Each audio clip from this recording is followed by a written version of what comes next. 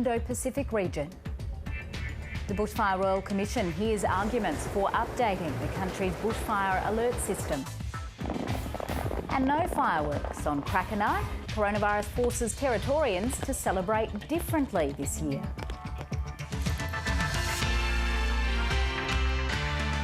Hello and welcome to ABC News. I'm Kirsten Aiken. There have been 73 new cases of coronavirus recorded in Victoria. More than 30 suburbs in Melbourne are preparing to go into lockdown again from midnight. Our reporter Bridget Rollison has more from Melbourne. There's been 73 new cases of coronavirus in Victoria overnight, and only 3 of those are return travellers in hotel quarantine. 9 of those are linked to known outbreaks, 19 were picked up as a result of routine testing, and 42 cases are still under investigation. Now, it comes as 300,000 Victorians prepare to re-enter lockdown tonight in those 10 Melbourne postcodes and go back to stage 3 restrictions. The Premier, Daniel Andrews, has urged everyone in those hotspot areas to get tested, whether or not they have symptoms of the virus. We know 54,000 homes in those areas have already been door-knocked, and a big army of door-knockers will be out in the suburbs of Maidstone, Auburn-Vale and Broadmeadows again today, really encouraging all those locals there to get tested.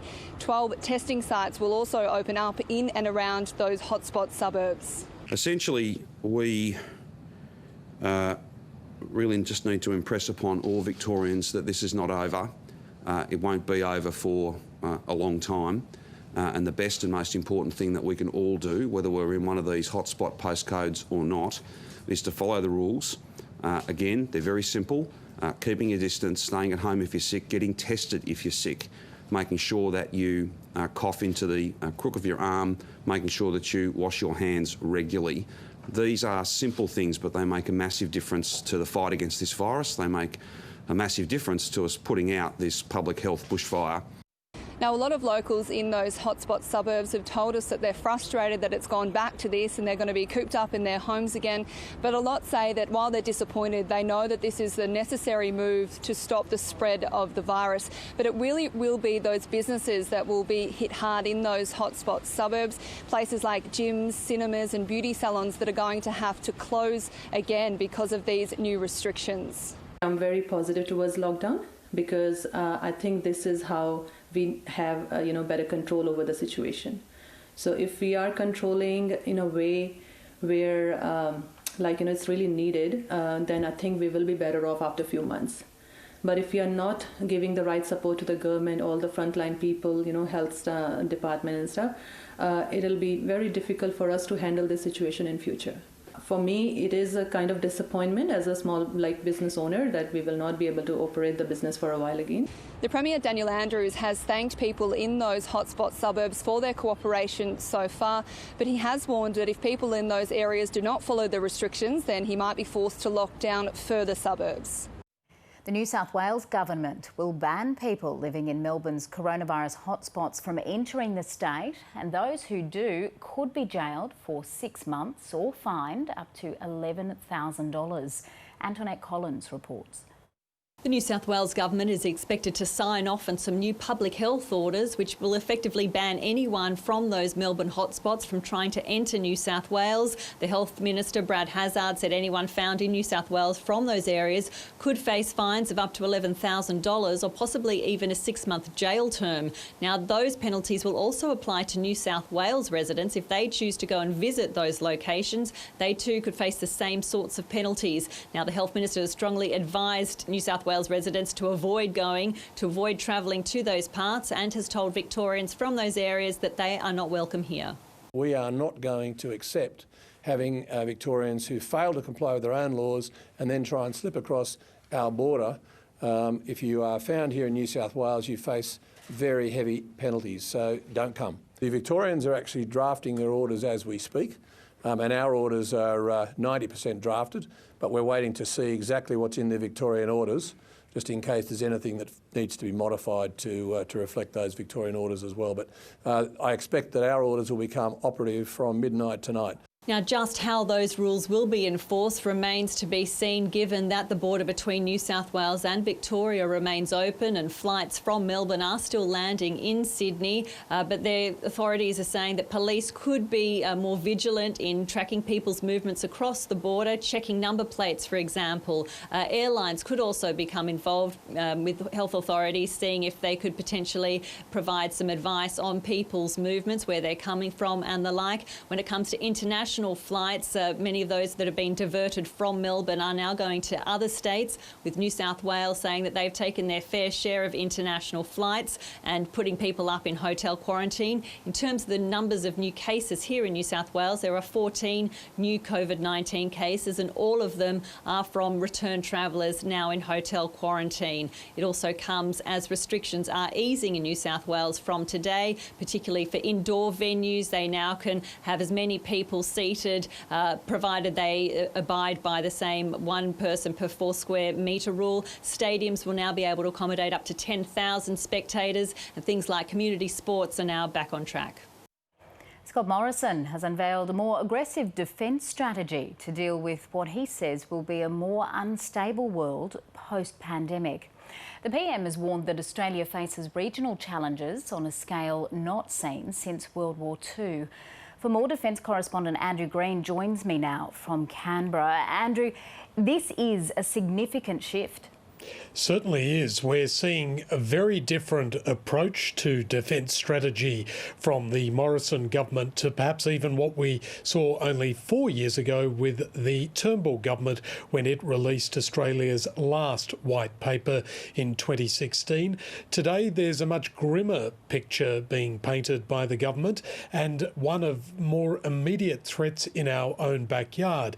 These are things that have been on the radar for Australia for some time, but a real sense of urgency about some of the activities that are happening in the Indo-Pacific and a recalibration of Australia's military effort. In today's document, we're seeing the headline figure of $270 billion on military spending for the next 10 years, and that will include some big-ticket items such as new anti-ship long-range missiles. We're also seeing sensors being placed on the seabed as part of a deterrent effect for Australia, and a number of other large items, including the development of hypersonic weapons. But in delivering this statement today at the Australian Defence Force Academy, the Prime Minister has invoked the 1930s and the rise of Nazi Germany before World War II when talking about the situation Australia now faces. We have not seen the conflation of global economic and strategic uncertainty now being experienced here in Australia, in our region, since the existential threat we faced when the global and regional order collapsed in the 1930s and 1940s.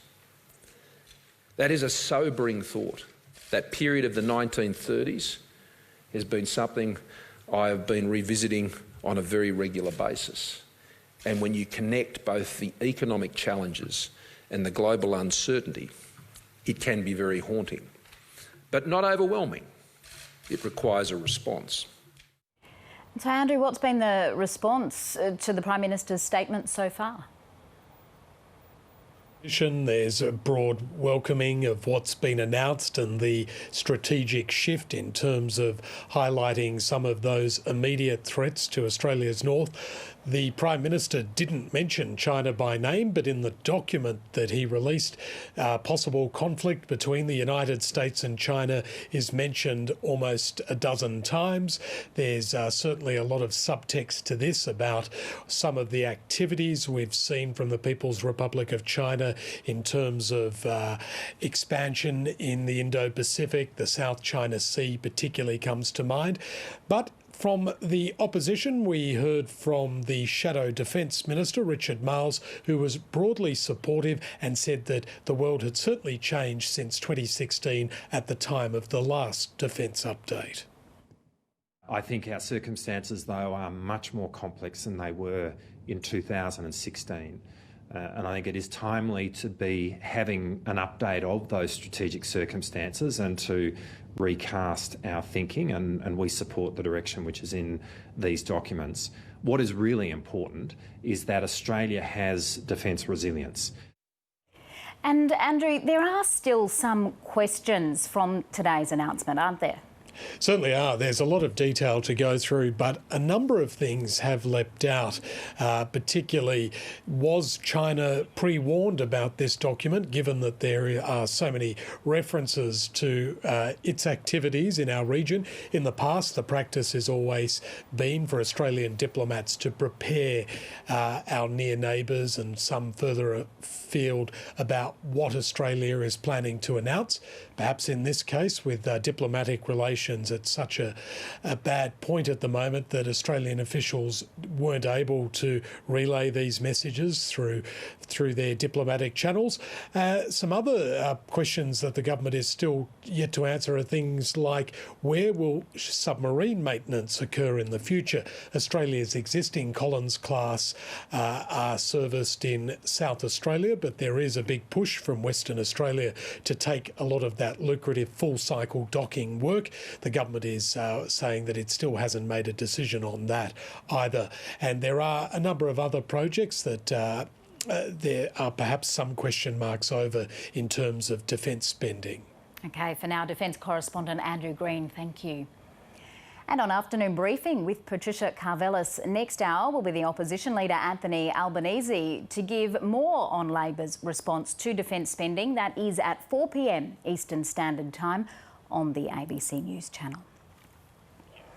Now, I'm going to ask you a question. In a bushfire, do you know what it means to watch and act? It's one of 3 alert levels that are issued for people in a fire zone, but the Bushfire Royal Commission has heard it is confusing and needs to be updated. Our reporter Anna Henderson joins me now. Good afternoon to you, Anna. Take us through what the main problem is with the alert.